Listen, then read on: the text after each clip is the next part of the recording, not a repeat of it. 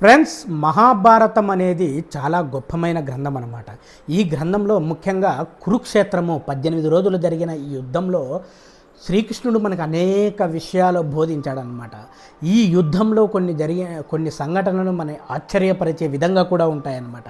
ఇవాళ మీకు అలాంటి ఆశ్చర్యపరిచే ఒక విషయం నేను చెప్పబోతున్నాను అనమాట.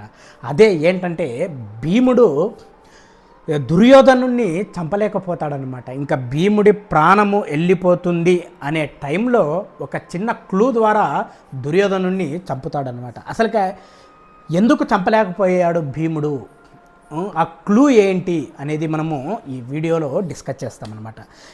సో ఫస్ట్ ఫ్రెండ్స్, దుర్యోధనుని తల్లి ఎవరైతే ఉందో గాంధారి, ఆమె స్పిరిచువల్గా చాలా చాలా గొప్ప మాత అన్నమాట. ఆమె ఎలాంటి మాత అంటే, తన భర్త ధృతరాష్ట్రుడు ఉన్నాడు కదా, తన భర్తకు కళ్ళు లేవని తను కూడా ఒక బ్లైండ్ ఫ్లోడెడ్ అనమాట, అంటే ఒక బట్ట కళ్ళకు కట్టుకొని ఉంటుందన్నమాట. సో అంత పవిత్రమైన ఆమె స్పిరిచువల్గా కూడా ఈ విధంగా ఉండడం వల్ల తనకు ఒక శక్తి ఉంటుందన్నమాట. ఆ శక్తి ఏంటంటే, తను కళ్ళు తెరిచి తన కొడుకులు ఎవరైతే కౌరవులు 100 మంది ఉన్నారో ఆ కొడుకుల వైపు చూసి ఆ స్పిరిచువల్గా అనుకుంటే కొడుకుల యొక్క బాడీ ఐరన్ లాగా మారుతుంది. అంటే తన కొడుకుల్లో ఒకరిని రక్షించుకోగలదు. ఈ బెనిఫిట్ తనకు ఉంటుందన్నమాట. సో అందువల్ల ఏమైపోతుందంటే, ఈ కురుక్షేత్రంలో కౌరవులు అందరూ చనిపోతారనమాట. ఆ చనిపోయినప్పుడు ఇంకా ఒక కొడుకు మిగులుతాడు, దుర్యోధనుడు. ఈ దుర్యోధనుడిని ఎలా కాపాడుకోవాలని ఆలోచించే టైంలో తనకు ఈ థాట్ అనేది వస్తుందన్నమాట. అప్పుడు తన అన్న ఎవరైతే ఉన్నారో శకునికి చెప్పి, అన్న వెళ్ళేసి దుర్యోధనుని రమ్మను, నేను నా బ్లైండ్ ఫ్లోడెడ్ ఏదైతే ఉందో అది నా బట్ట తీసి నా కళ్ళు తెరిచి చూస్తే పవర్గా, సో తనకు నేను ప్రాణరక్షణ ఇస్తాను అని చెప్తుందనమాట. అప్పుడు శకుని అశ్వత్థామకు చెప్పి పంపిస్తాడనమాట. అశ్వత్థామ సో వెళ్ళేసి అడవుల్లో వెతుకుతాడు. ఎందుకంటే ఈ యుద్ధంలో, కురుక్షేత్ర యుద్ధంలో ఆల్రెడీ అందరూ చనిపోయి ఉంటారు.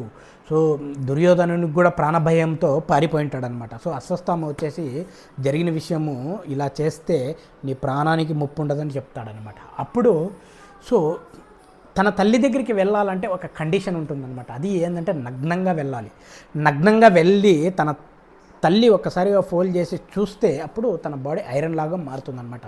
సో దాని గురించి అనేసి చెప్పడం వల్ల తను ఓకే అని చెప్పేసి వస్తాడనమాట. ఈ వచ్చే టైంలో ఎవరైతే ఈ కురుక్షేత్ర యుద్ధాన్ని నడిపిస్తున్నాడో శ్రీకృష్ణ భగవానుడు, ఒక ఐడియా వస్తుందన్నమాట. వచ్చేసి దుర్యోధనుని దగ్గరికి వెళ్ళేసి ఇలా అంటాడనమాట, ఓ బావా దుర్యోధన, నువ్వు ఏం చేయాలనుకుంటున్నావో నాకు తెలుసు.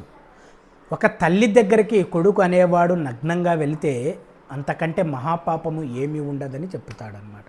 అప్పుడు ఈ మాట విన్న దుర్యోధనుడు సంక్షోభిస్తాడనమాట, అరే వెళ్ళొచ్చా లేదా అనేసి. అప్పుడు శ్రీకృష్ణ భగవానుడు, వెళ్ళకూడదు, వెళ్ళితే అది మహాపాపము, నువ్వు యుద్ధంలో గెలిచినా తరే నీకు ఆ పాపం అనేది నీకు నీ మరణాంతరం వెంటాడుతుంది అని చెప్తాడనమాట. ఈ మాట విన్న దుర్యోధనుడు ఒక ఆకులు చుట్టుకొని తన తల్లి దగ్గరికి వెళ్ళడం అనేది జరుగుతుందన్నమాట. అప్పుడు తన తల్లి ఆ బ్లైండ్ ఫ్లోడెడ్ ఏదైతే ఉందో, సో అది తీసి ఒక్కసారిగా చూసినప్పుడు బాడీ మొత్తము మనకి ఐరన్ బాడీ లాగా తయారవుతుంది, ఎక్సెప్ట్ థైస్ అనమాట. Except thighs. ఎందుకు? ఇక్కడ గుడ్డ కట్టుకొని వెళ్ళడం వల్ల. సో దానివల్ల ఏంటంటే అక్కడ పవర్ అనేది ఉండదన్నమాట. గాంధారి ప్రకారం తన కొడుకు నగ్నంగా వచ్చి నిలబడితే మొత్తం బాడీ మొత్తం ఐరన్ లాగా అవుతుంది, ఎవరు చంపలేరని. కానీ శ్రీకృష్ణ భగవానుడు ఆలోచించి, ఎందుకంటే ఇక్కడ దుర్యోధనుడు చనిపోకపోతే కురుక్షేత్రం అనేది కంప్లీట్ కాదనమాట, అందువల్ల ఈ ప్లాన్ చేస్తాడనమాట. ఈ తర్వాత మళ్ళీ యుద్ధం స్టార్ట్ అవుతుంది. యుద్ధం స్టార్ట్ అయితే భీముడు చంపడానికి చాలా ట్రై చేస్తాడనమాట. తల మీద ఎక్కేసి కొడతాడు, ఈ మెడ పట్టుకొని కొడతాడు, మొత్తం ఎంత గదతో ఎంత కొట్టినా కూడా దుర్యోధనుడు చనిపోడు అనమాట.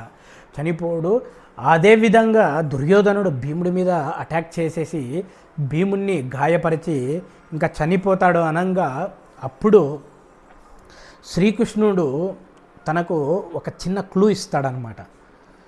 ఏది అంటే, తన సోదరులు ఎవరైతే ఉన్నారో భీముని యొక్క సోదరులు ఏదో ఒకటి చెప్పండి అనేసి. అప్పుడు ఎవరైతే ధర్మరాజు ఉన్నాడో అంటే యుధిష్ఠిరుడు అంటే వీళ్ళకంటే పెద్దవాడు ఎవరైతే ఉన్నారో ఆయన చెప్తాడనమాట, దుర్యోధన నీకు శ్రీ అహంకారం ఉంది అనమాట. అహంకారము నీకు ద్రౌపదిని వస్త్రాభరణ చేసినప్పుడే వచ్చింది. అది వచ్చేసి నీకు ఎలా వచ్చింది అంటే నీ బలుపు ఎక్కడ ఉందంటే నీ తొడల మధ్య ఉంది.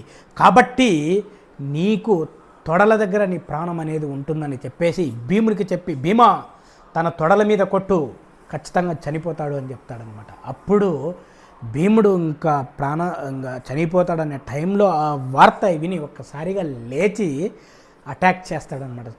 తొడ మీద అటాక్ చేసేసి సో దుర్యోధనుడిని చంపడం అనేది జరుగుతుందన్నమాట.